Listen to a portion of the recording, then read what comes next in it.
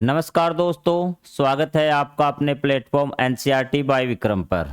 आज का ये वीडियो आप लोगों के लिए काफ़ी महत्वपूर्ण होने जा रहा है, क्योंकि आज हम बात करेंगे कि एनसीईआरटी आपको कैसे पढ़नी है, वे कौन सी गलतियां हैं जो बच्चे अक्सर करते हैं, और साथ में मैं ये भी एक्सप्लेन करूंगा कि आप अपना ये जो प्लेटफॉर्म है एनसीईआरटी बाय विक्रम, इस पे अपना जो एनसीईआरटी का बेस है वो कैसे बना सकते हैं। तो चलिए ज़्यादा समय आपका वेस्ट नहीं करेंगे, आज का वीडियो स्टार्ट करते हैं। तो देखिए बेटा, सबसे पहली बात आती है कि एनसीईआरटी को कैसे पढ़ें। कि एनसीईआरटी को पढ़ने के दो तरीके हैं जो आज तक आप यूज करते आए हैं, एक सेल्फ स्टडी और एक कोचिंग के जरिए। आपको पता है कि यूपीएससी है या फिर स्टेट पीसीएस है, हर जगह आजकल कोचिंग का बोलबाला है, ऑनलाइन भी और ऑफलाइन भी। और बच्चे गलतियां कहाँ करते हैं और पेरेंट्स भी यही गलती करते हैं बच्चों के साथ, और बच्चे इसमें काफ़ी ज़्यादा डिप्रेशन में चले जाते हैं। आज उन्हीं चीज़ों के बारे में मैं खुल के बात करूँगा। 5 या 10 मिनट का ये वीडियो होगा और इसको आप कंप्लीट देख लें, ताकि कोई भी आप डिप्रेशन से बाहर आ जाएंगे। जो भी चीज़ें आपके दिमाग में चल रही है उन सब चीज़ों को भूल जाइए और आप खुद को इस चीज़ से रिलेट कीजिए। क्या ये मैंने बातें सही कही या गलत कही, आप कमेंट बॉक्स में ज़रूर बताइए। अब एक बच्चा है, उसने सेल्फ स्टडी स्टार्ट कर दी। एनसीईआरटी की बुक आप सबको पता है कि हर जगह सुनते हैं कि कक्षा 6 से स्टार्ट कीजिए भी। तो कक्षा 6 से एनसीईआरटी की बुक उसने पढ़नी स्टार्ट कर दी, चाहे वो हिस्ट्री की हो, चाहे ज्योग्राफी की हो, मतलब इतिहास या भूगोल, कोई भी सब्जेक्ट हो। तो वो 1-2 दिन तो पढ़ता है, और आपको पता है कि एनसीईआरटी की लैंग्वेज है, वो टॉपिक है, वो जल्दी से समझ में नहीं आते। एक लाइन समझ में आएगी और एक लाइन ऊपर से निकल जाएगी, और वो उस बुक को बंद करके बैठ जाएगा, उसकी स्टडी वहीं पे समाप्त। फिर उसके मन में विचार आता है, चलो कोचिंग पे चलते हैं। कहाँ चलते हैं? कोचिंग पे। या फिर कुछ बच्चे डायरेक्ट ही कोचिंग पे पहुंच जाते हैं। ये बात क्लियर है। अब कोचिंग पे पहुंचने के बाद यहाँ पे जो कोचिंग है, इतनी हाई फीस है, या फिर आपने जो बैच लिया है वो पहले से ये मान के चलेगा कि आप कुछ एनसीईआरटी पढ़ के आए हैं। वो ये नहीं मानेगा कि आपको समझ में नहीं आया एनसीईआरटी तब ये आए हैं, और ये पहले से ये मान के बैठा है कि आप एनसीईआरटी पढ़ के आए हैं, और वो आपको बिल्कुल बेसिक से स्टार्ट नहीं करवाएगा। वहां पे जो आपका लेवल एनसीईआरटी का है उससे ऊपर एक तो एनसीईआरटी का एडवांस लेवल चलेगा, और एक प्लस जो एक्चुअल जो फैक्ट है उस एनसीईआरटी के अलावा वो भी करवाए जाएंगे। और यहाँ पे आने के बाद बच्चा और ज़्यादा मायूस हो जाता है कि अब क्या किया जाए, अब तो और ज़्यादा परेशानी हो गई। अब इस चीज़ का समाधान क्या है? कोचिंग में भी आ गए, वहाँ पे भी यही दिक्कत, घर पे पढ़ा तो भी यही दिक्कत, हर सब्जेक्ट में यही हाल है। मैंने काफ़ी बच्चों से बात की थी, उन्होंने यही कहा कि कोचिंग में जाते हैं वहाँ भी समझ में नहीं आता, क्योंकि वहाँ से पहले से एक्स्ट्रा टैलेंटेड बच्चे हैं, वो टीचर उन बच्चों को लेके चलते हैं, और हम तो ऐसे कोने में बैठे बैठे देखते रहते, कुछ समझ में नहीं आता।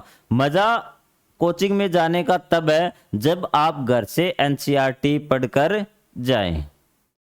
ये चीज़ आपकी हो गई। लेकिन अब क्वेश्चन वही है कि एनसीईआरटी पढ़े कैसे।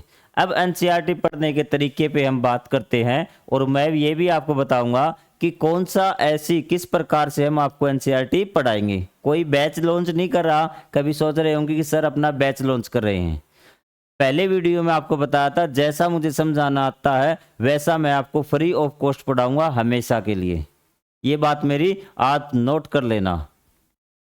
तो ये देखिए कि यहाँ पर कि पहला, दूसरा, तीसरा, 3 चीजें एनसीईआरटी में होती हैं पढ़ने के लिए। अगर ये आपने तीनों स्टेप कर लिए, आपकी एनसीईआरटी पूरी क्लियर।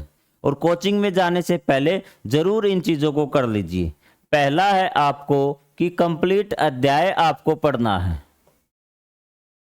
हो गया। अध्याय के नोट्स बनाने हैं, उसके टॉपिक लिख लेने हैं कि इस अध्याय में क्या क्या टॉपिक है। क्लियर है बात आपकी? जैसे आपका पहला अध्याय है कि पृथ्वी पर स्थानों की स्थिति, कक्षा 6 की सामाजिक विज्ञान की बात कर रहा हूं, उसमें पहला टॉपिक है मानचित्र। क्या है? मानचित्र। मानचित्र और मानचित्र के घटक थे आपके दूरी, पैमाना, और दिशाएं। ये चीजें आपकी हो गई क्लियर कि आपने ऐसे नोट्स बना लिए। क्या आपको दूरी के बारे में पता लग गया तो आप टिक कर दे, इसको आ गया। फिर रिवाइज करते समय आपको ये पूरा अध्याय सिर्फ आपको एक बार पढ़ना पड़ा, अगली बार आपको सिर्फ ये 4 अक्षर पढ़ने पड़ेंगे, आपका 30% लेसन कंप्लीट हो जाएगा। उसके बाद अक्षांश और देशांतर रेखाएं हैं, उसके बाद समय क्षेत्र है, मानक समय और आपका ये स्थानीय समय, बस लेसन कंप्लीट। उसके बाद है आपका समरी कि आपके पास हमेशा टाइम नहीं मिलता कि आप पूरा अध्याय पढ़ें, तो आपको उसकी समरी करनी है, छोटा सा रिवीजन लेना है 15-20 मिनट का, आधा घंटे का, कि उसमें पूरा लेसन आपका कंप्लीट हो जाए, हो जाएगा।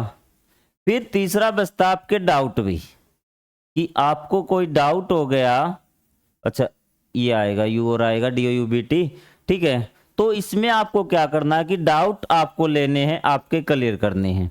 ये चीज अगर आप जाओगे तो आपको ये चीजें मिलेंगी कोचिंग पे। कोचिंग पे सिर्फ आपको ये वाला सेक्शन मिलेगा डाउट वाला, और डाउट आप शर्माते हुए नहीं पूछते। कि कई बार ऐसा छोटा सा क्वेश्चन होता है कि आपके दिमाग में आता है कि अगर ये मैंने पूछ लिया तो ये बाकी बच्चे मेरे बारे में क्या सोचेंगे, मजाक उड़ाएंगे।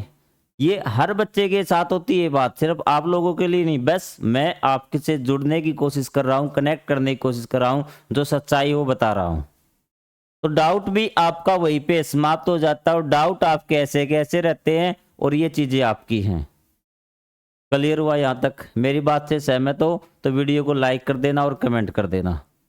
अब हम बात करते हैं कि अब पढ़े कैसे, पढ़ने का तरीका ये था, लेकिन आप यहाँ अध्याय आपको समझ में नहीं आ रहा, समरी आपको बनाने नहीं आ रही, डाउट आपके सोल्व करने वाला नहीं है, तो अब करें तो क्या करें, उसी चीज पे मैं आता हूं।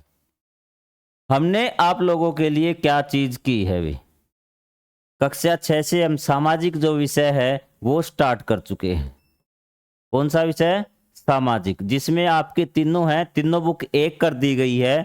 वो आपकी क्या है? इतिहास,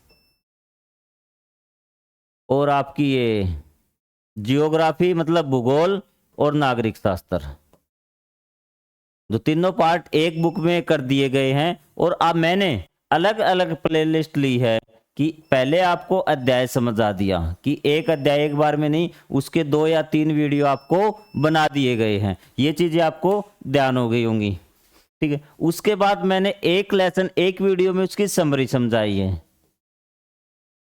ये चीज क्लियर हुई?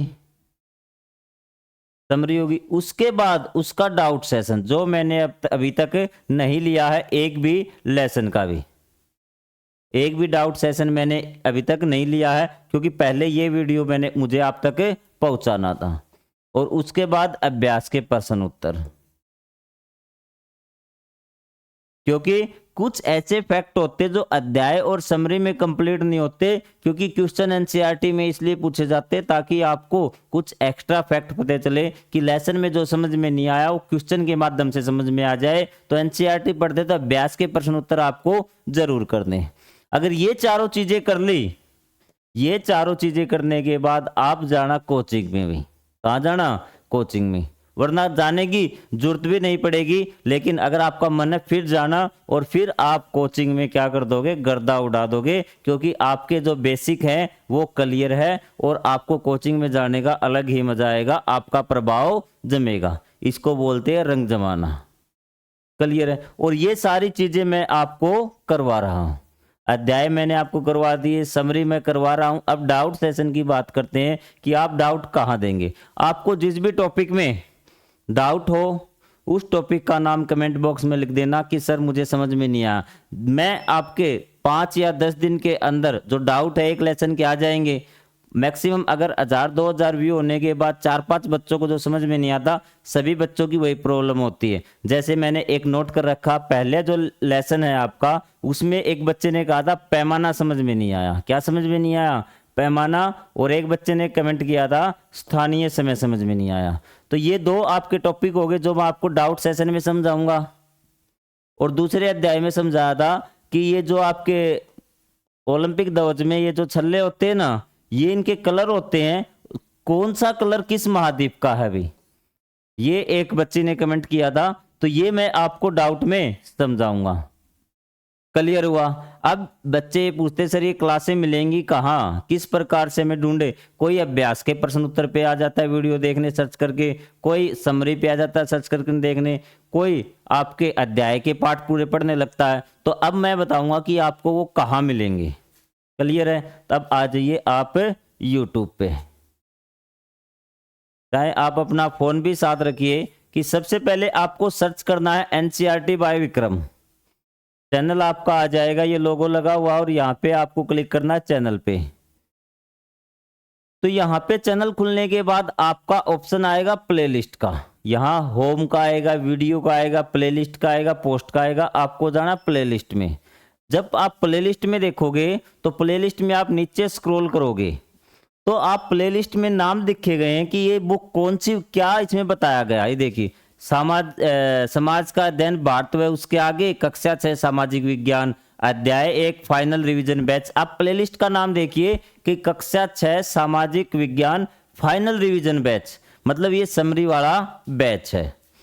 अगर समरी वाला पढ़ना, ये देखिए क्लास 6 साइंस क्यूरियोसिटी बुक है आपकी, हिंदी एक्सप्लेनेशन है, फुल सिलेबस है विद चैप्टर वाइज वीडियो, अगर साइंस जिसको पढ़नी है। ये देखिए क्लास 6 इंग्लिश पूर्वी बुक, हिंदी एक्सप्लेनेशन है, एनसीईआरटी 2025-26 फुल सिलेबस है। क्लियर हुई ये चीज। ये देखिए क्लास 6 सामाजिक विज्ञान है, भारत और उसके आगे क्वेश्चन आंसर है। क्या है ये, जो आपकी क्लास है कि क्वेश्चन आंसर है।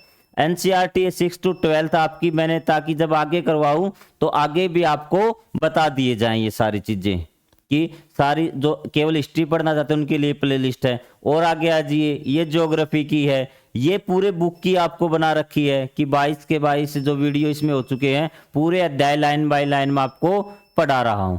और उसके बाद थे आपके डाउट सेशन, यहीं पे आपको डाउट सेशन मिल जाएगा सामाजिक का, क्योंकि अभी तो स्टार्ट नहीं किया है, अगले 2 या 4 दिन में मैं उनको स्टार्ट करूंगा। तो आप इस चीज को जरूर पढ़िए यहाँ से। फिर भी अगर आपका कोई डाउट है तो आप कमेंट कर दीजिए, मैं उसको सोल्व करने की कोशिश करूंगा। तो मैं आपसे यही आशा करूंगा कि आप इस मुहिम से जुड़ेंगे और चैनल को सब्सक्राइब करके मेरा वो मोटिवेशन भी आप जरूर बढ़ाएंगे। और मैं आपको विश्वास दिलाता हूं कि एनसीईआरटी 6 to 12 कोई भी सब्जेक्ट आपका बेस मैं क्लियर कर दूंगा। तो चलिए मिलेंगे हमारे किसी अध्याय या किसी समरी के वीडियो में, तब तक के लिए जय हिंद, जय Bharat, thank you very much.